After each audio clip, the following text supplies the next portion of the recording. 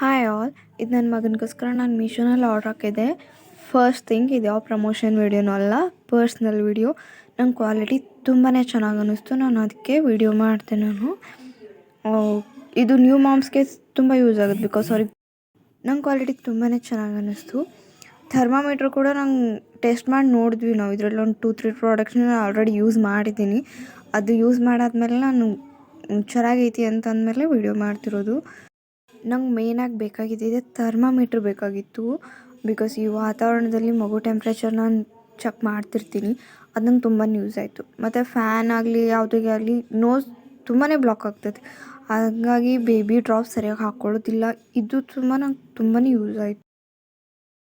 ಎಲ್ಲ ತಾಯಂದ್ರೆ ತಲೆಯಲ್ಲಿರೋದು ಒಂದೇ, ನನ್ನ ಮಗನಿಗೆ ನನ್ನ ಮಗಳಿಗೆ ಏನೂ ಕಡಿಮೆ ಆಗಬಾರ್ದು ಅನ್ನೋದು.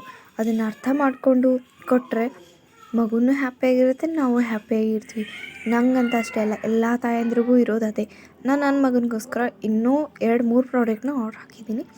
ಬಂದ ತಕ್ಷಣ ಕ್ವಾಲಿಟಿ ಚೆನ್ನಾಗಿದ್ರೆ ಡೆಫಿನೆಟ್ಲಿ ವೀಡಿಯೋ ಮಾಡ್ತೀನಿ. ಲಿಂಕ್ ಬೇಕಾದರೆ ಕಮೆಂಟ್ ಮಾಡಿ. Thank you all.